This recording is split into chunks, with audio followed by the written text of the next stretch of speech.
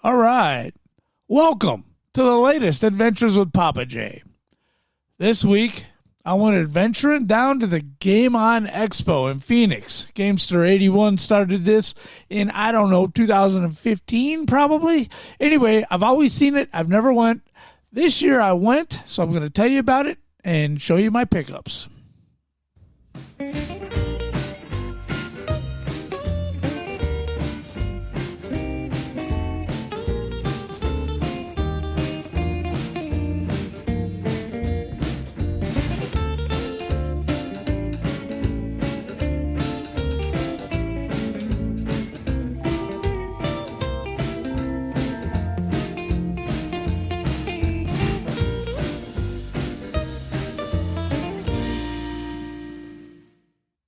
All right, August 11th through August 13th. Today is August 13th. Obviously, I'm not there for the third day of it because I'm here recording this, and I've got other things I have to do but don't necessarily want to do because that's what you do when you're an adult. So I'm going to be adulting today and missing the third day of the expo, but the expo was amazing. Met a couple of dudes. I met Retro Ralph while I was down there. I met Raph from the Pixel Game Squad. I watch those YouTubes all the time. Didn't see Jason from Metal Jesus or any of his crew, but I guess they were there. Didn't see John Riggs or Radical Reggie. They had panels, so they were definitely going to be there.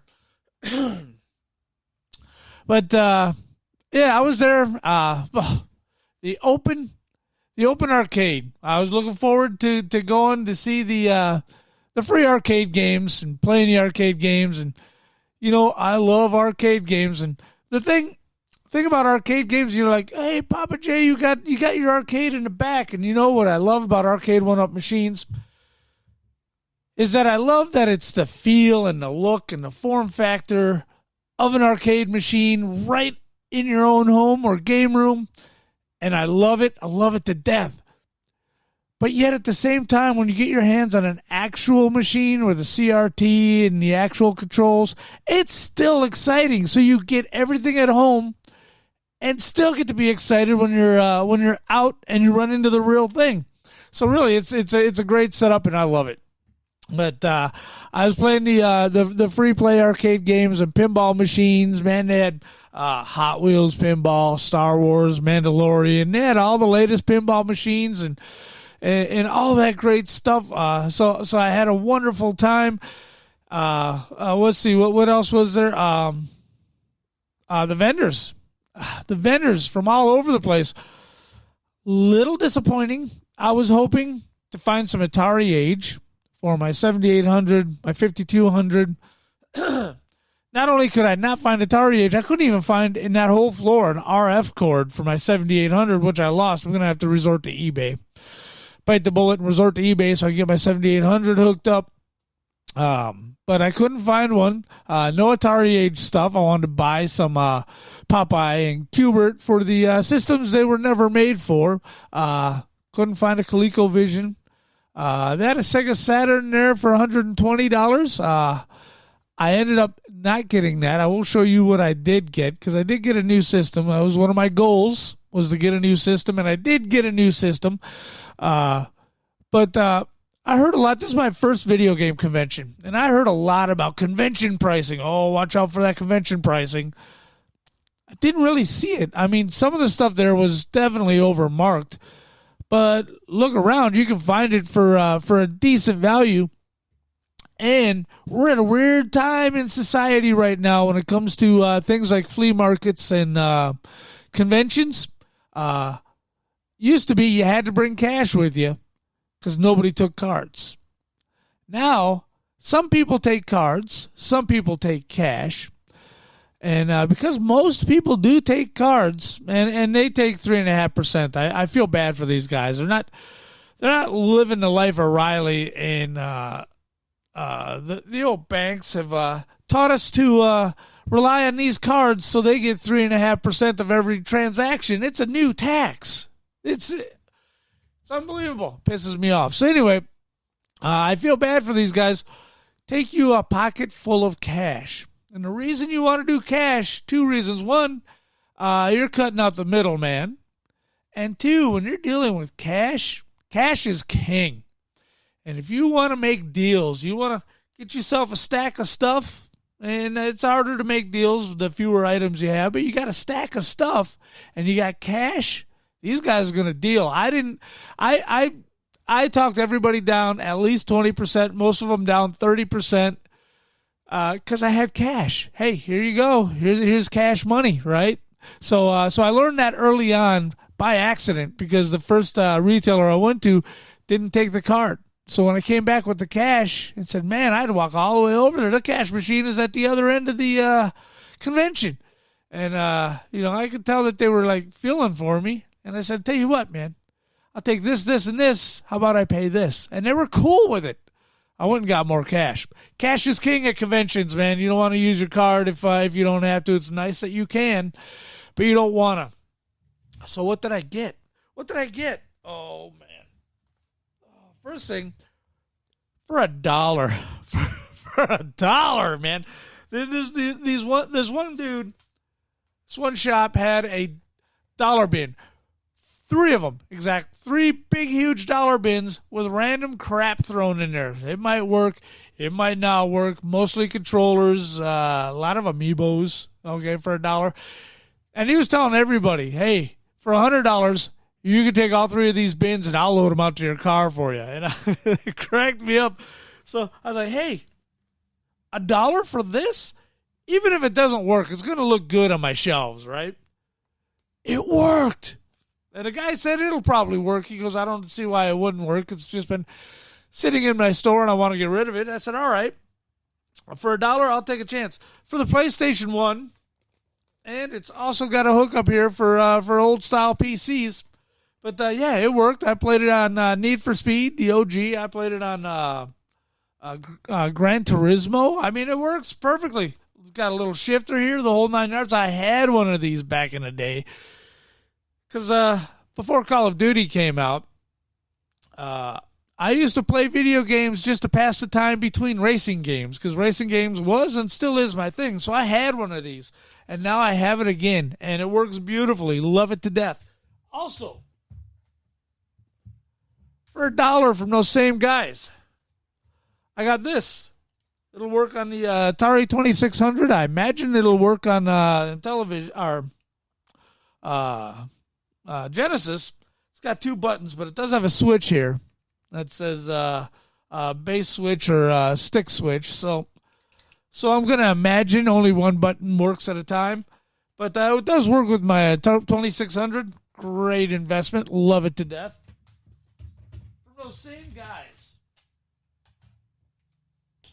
those same guys, I got Airwolf for the NES. And Batman. Oh, look, it's got a sticker on it. But $15? Shoot, yeah. We'll take $15 all day long for this guy, right? Now, all that stuff came up to $20, right? I had cash. Cash is king. I had cash. I said, tell you what, all this stuff is $20. I'll give you $15 for it. He said, sure. Sure. So basically, I bought the Batman. Got the Airwolf for free. I got the Mad Catz steering wheel free. And I got the controller free. All I did was paid for the Batman, which is one of the things I was going for. I'm like, I got to find a decent price on Batman. And I got to get Batman. So I did. Amazing stuff. I also got, for $45, Pokemon Blue. Now, you may be saying, Pappa J, $45 for Pokemon Blue. That's $20 less than you can get it anywhere else. How'd you get that at a convention? Well, I asked the dude about the $45. I said, is this a repro? Why is this $45? Because I know a few things. And he said, well, it's not the original label. What? Well, of course, and this was from a vendor whose card I have, so if it turns out to be fake, he knows I can get a hold of him. He's not going to screw me over. Clearly, I know what I'm talking about. If I say, why is this only $45? Is this a repro? So he's not going to try to screw me on this.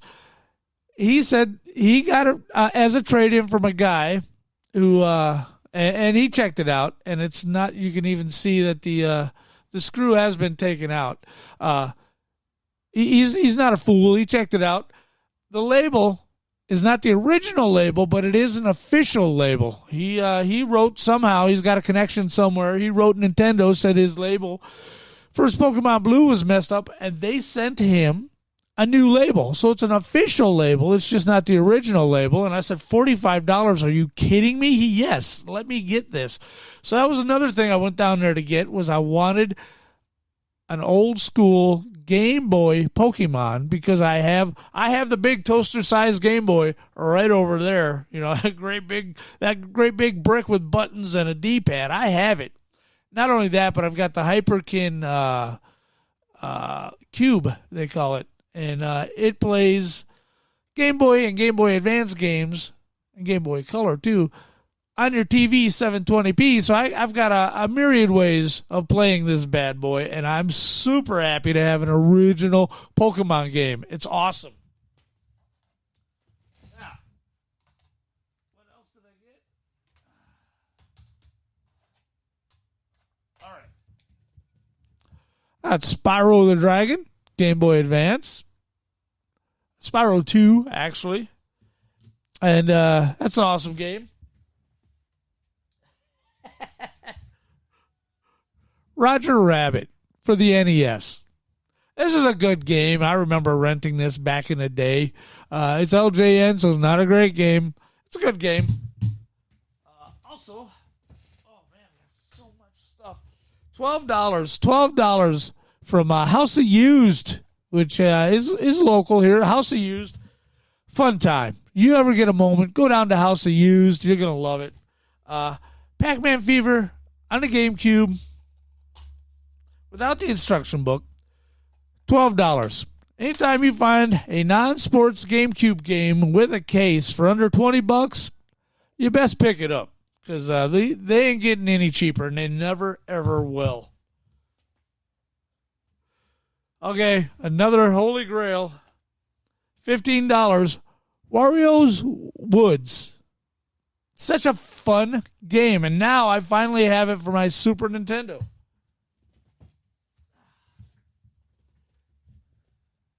Dreamcast.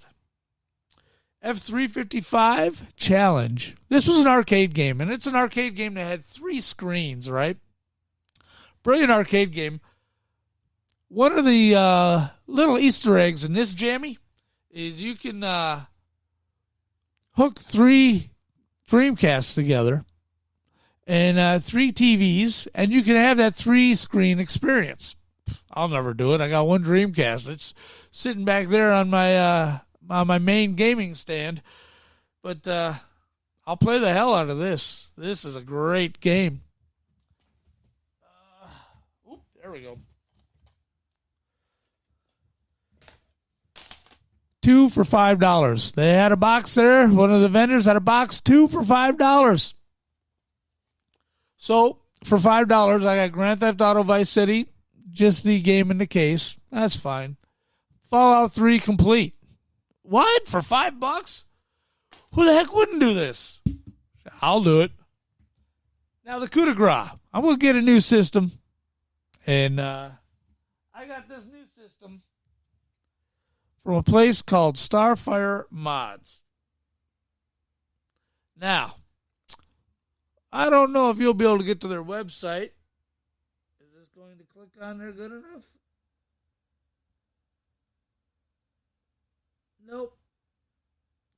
Nope, I doubt it. But starfiremods.com is great. That dude is awesome. Okay. I made a joke about burying a body in 2.5 acres of land for him, and he thought that was very, very funny. Good guy. He sold me this. Look at how gorgeous this is.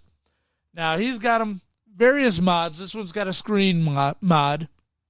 Most of what he sells has a screen mod and a power mod. Okay, and that's most of what he sells. But I don't know how well the camera is going to pick this up. But this screen is gorgeous. There it is. This screen is gorgeous. Okay, love it to death. The colors, I mean, they completely customized, and he calls this the Pikmin Game Gear. So I picked this up from him. He's got a 6-month warranty. He's right in Maricopa County, which is right next door to where I live in Santan Valley. So I got access to the dude all day long. I went to his website this morning. He's got a lot of cool stuff. I'm going to go down and check out his store because it looks pretty amazing. So anyway, I got the Game Gear.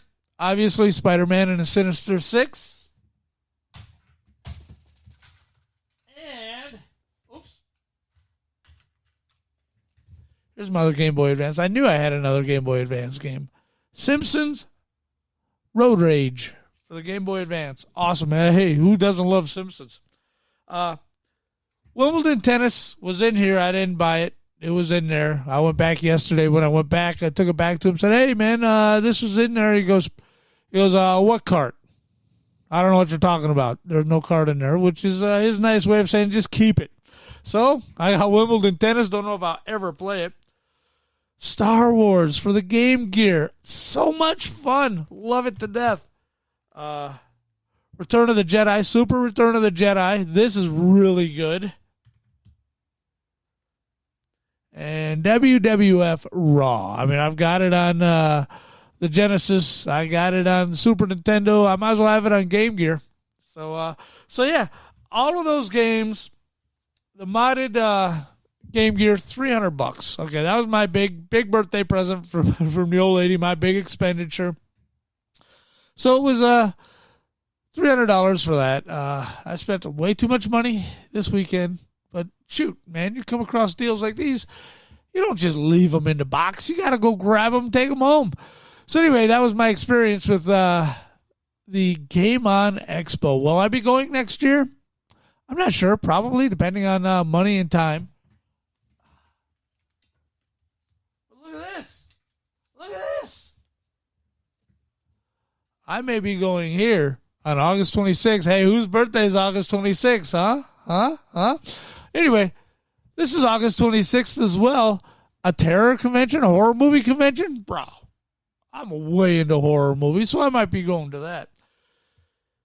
In the meantime, I will be going to Z Money's place on Tuesday to record the last Tuesday edition of BigLipRadio. We'll be going live wherever you stream. I don't care. Kick, Twitch, Facebook, wherever you stream your stuff live. We're going to be there between 5:30 and 6 Tuesday night, Arizona time. We go live to record our podcast. You can get it, the audio version directly after that. Starting next week, we'll be starting Wednesday between 5:30 and 6 Arizona time.